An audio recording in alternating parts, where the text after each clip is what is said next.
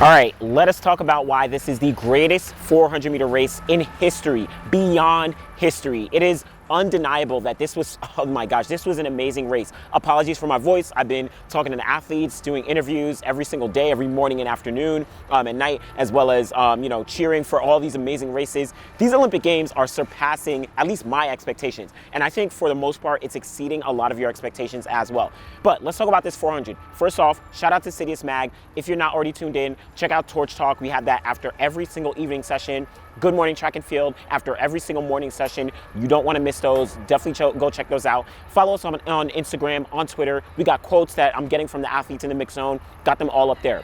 Now, let's dive into this 400-meter race. So this was a highly contested race because there were so many people who were in the mix who could potentially get on the podium, who could even win gold. But we did have kind of, I don't know, two favorites who were, for the most part, really, really up there. We're talking about Matthew Hudson-Smith and we're talking about Quincy Hall. Both of them kind of like shared world leads, or they traded world leads. Quincy Hall first hit it, then Matthew Hudson-Smith hit it. But then you saw so many other people in the mix. Was Stephen Gardner going to be able to get back? Was Michael Norman going to be able to get in the fold? Was someone like Kirani James or someone else going to be able to really show up? Well, Quincy Hall did it. Quincy Hall showed up and showed out.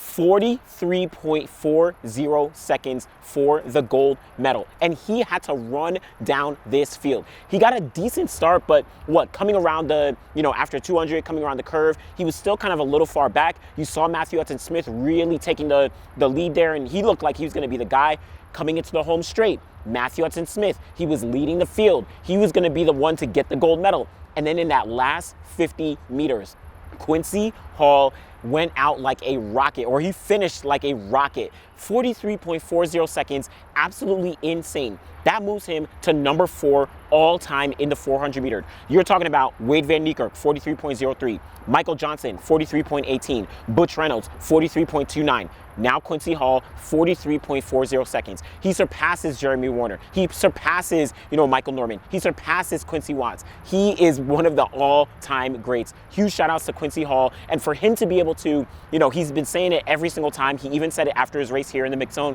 He said, I was in the wrong event, right? 400 meter hurdles, I was doing that. I was playing around. Listen, he showed up. He's one of the greatest of all time.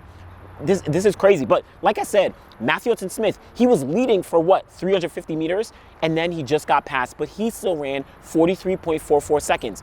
That moved him to number 5 all time. That surpasses Michael Norman as well as, Jeremy Warner, who ran 43.45. So Matthew Hudson-Smith, both of them really just insanely surpassed their personal best that they ran this year. And this race lived up to the hype, right? I had said in my predictions, I thought Matthew Hudson-Smith was going to get the gold medal because of just that little splitting hairs. I thought he had the more experience, but Quincy Hall showed up and showed out. Shout out to you, Quincy Hall. You proved me wrong, which I appreciate. I was telling you, prove me wrong. You did it, man. Really, man, this was an amazing race. Huge shout outs to Matthew Hudson-Smith, though, as well. Think of all the progress that Hudson-Smith has been making over the past couple, years, and of course this year as well. He got the bronze medal in 2022, got the silver medal in 2023, and now finally got another silver medal, but his first Olympic medal. He spoke about it in the mix zone where he was saying, dating back to 2015, he was injured almost every single year. 2015, 2016 in that legendary final. He actually even spoke about, that 2016 final where he finished last place, but his first Olympic Games final. Man, he was like, I was just like, I was new. I didn't know what I was doing. I was inexperienced. He was like eating muffins while he was in Rio. Shout out to Matthew Hudson-Smith for, all the work that he was able to put in. He has now been part of some legendary races, 2016 and now 2024. But behind them, this turned out to be insane. Muzala Samukonga from Zambia gets the bronze medal, 43.74 seconds. Personal best, coming off the personal best that he ran in the semifinals, that 43.81, gets a medal for the continent of Africa, representing Zambia. This is the first medal that Zambia has gotten at the Olympic Games since 1996. Prior to that, Zambia had gotten, I think, a medal in boxing back in 1984. So first medal since 1996 for Zambia, and this is the third medal overall for Zambia ever at the Olympic Games. Muzala Samukonga, he has been on the rise for, a couple years now. 2022, he got the Commonwealth Games gold medal. He'd run, I think, like 44 low or 44 mid or so. He had slowly been making some progress. Last year, he had run 43.9 seconds. I think This was either in Kenya or this might have been in Botswana, but he had been making some steady progress. This year, he was really showing up and showing out. I think even dating back earlier in the season at the African Championships, where he had an amazingly crazy split, like 43 low or something like that, 43-4, 43-3 or something like that.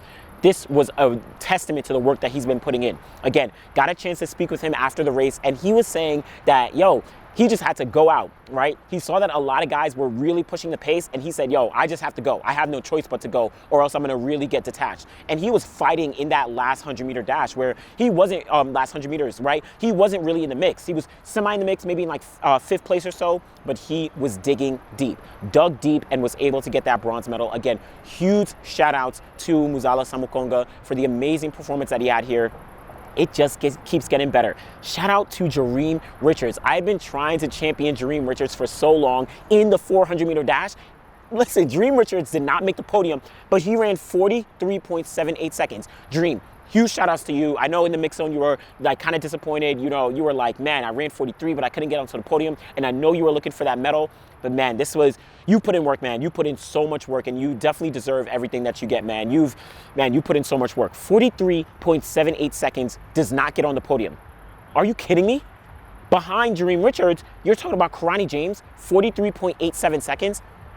Kirani James ran 43.8 and got 5th place. Let's put this into context. 2015, we saw Wade Van Niekerk 43.4, LaShawn Merritt 43.6, Kirani James 43.7. That was the first time in history that 3 men had gone sub 44 seconds in the same race. We had seen 2 guys do it before, talking about 1988, right? We saw it with Steve Lewis and Butch Reynolds. Might have seen it one other time with Butch Reynolds and Michael Johnson, I think at the Olympic trials. But the first time we saw 3 men go under 44 together was 2015 in Beijing. After that, 2016 in Rio at the Olympic Games, you can argue that was the greatest 400-meter race in history. Wade Van Niekerk, world record, 43.03. We saw Kirani James get the silver medal, running 43.7. LaShawn Merritt getting the bronze medal, running 43.8. So that same 3 from 2015 also went under 44 seconds again in 2016 for the greatest race in history. Check out the previous video I did maybe like back in 2020 where I was talking about how the last decade of the men's 400 meters from 2010 all the way up to 2020 was probably the deepest 400 meter decade ever, and that 2016 race was crazy. Well, we just saw the absolute fastest race ever. This race surpasses 2016. Quincy Hall, 43.4. Matthew Hudson-Smith, 43.4. Muzala Samukonga, 43.7. Jereem Richards, 43.7. Kirani James, 43.8. 5 men under 44 seconds. Forget 4 men under 44 seconds, the first time that happened just here. We also saw 5 men under 44 seconds. First time that happened was right here. Listen, man, the 400, I am obsessed with the 400. Along with like the triple jump, the 200, the 400 is one of my favorite events, and this delivered. And we saw kind of sparks of that in the semifinals where Kirani James, he went 43.78, right? That was the 3rd fastest time of his career. Muzala Samukonga, 43.81. That was what that was his national record. Quincy Hall, I think he ran 43.9 in the semis, right? So we were seeing so many guys really dominating the semifinals, and this just, oh man, this lived up to the hype. Now, behind them, we saw Chris Bailey. I want to give a huge shout out to Chris Bailey. Listen, made his first individual team globally. It's the Olympic Games, and he makes the Olympic final, and he finishes in 6th place. Listen, you could say that 6th place isn't great. It's not the podium.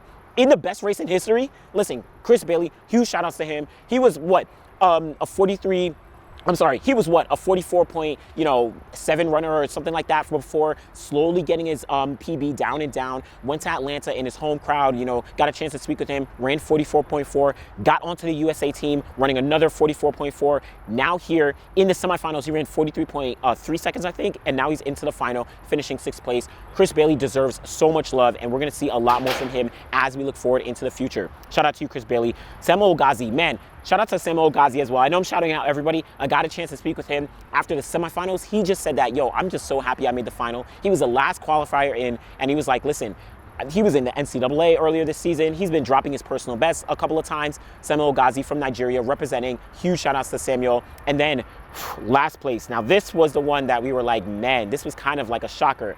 Michael Norman. Michael Norman, 45.62 seconds. Now, I was watching the race in the stadium, but I was, of course, paying attention to the front. I actually didn't even see what happened to Michael Norman. I don't know if he just, jogged it in. I don't know if he just, got hurt or something like that. But this was really kind of disappointing for Michael Norman because he was at the Olympic Games in 2021 and he finished what, 5th place behind Stephen Gardner, Anthony Zambrano, Kirani James, and then of course we saw Michael Cherry. That was a big one for him because he was really looking forward to that. 2022, he finally got his gold medal in the 400-meter dash at the World Championships. But then he's just been dealing with so many injuries. I thought for a second that, he ran 44.1 in the heats, and then he didn't run that great in the semifinals, but he did run, relatively strong to get into the final. But man, he just didn't have it today. Man, I hope that Michael Norman is healthy. I hope he's good. Hopefully, he's able to kind of recover. But again, this was the deepest 400-meter race in history. I know that 2016 has the world record, but look at everything behind what we just saw. Again, world record for Wade Van Niekerk in 2016.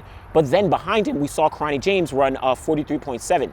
Here, we just saw Quincy Hall, Matthew Hudson-Smith, Muzala Samukonga, and Jereem Richards all run times that would have finished ahead of Kirani James in 2016. Or I could be getting this wrong. I think Kirani James might have ran 43.76. So someone could fact check me in the comments. But still, this was the best race in history. This was the deepest race in history. It's absolutely undeniable. And I'm just so happy for Quincy Hall, so happy for Matthew Hudson-Smith, so happy for Samukonga. Man, I'm going to, of course, probably do a bigger debrief and breakdown later on, but man, this was an amazing race. Let me know what you thought about this 400-meter race. Let me know if you think that, the world record might be possible. I spoke with Kirani James, and he said that, his goal is to go through to, LA 2028. That's going to be his goal. And he says that the world record is possible from all these guys. He said that this is probably the greatest era of 400-meter running that we've seen. And we don't even have LaShawn Merritt and Wade Van Niekerk, Jeremy Warner, right? We don't have all these guys running right now. We're talking about a new era of sprinters. Huge shout outs to all these guys. Let me know what you think. Always appreciate y'all. Thanks for watching.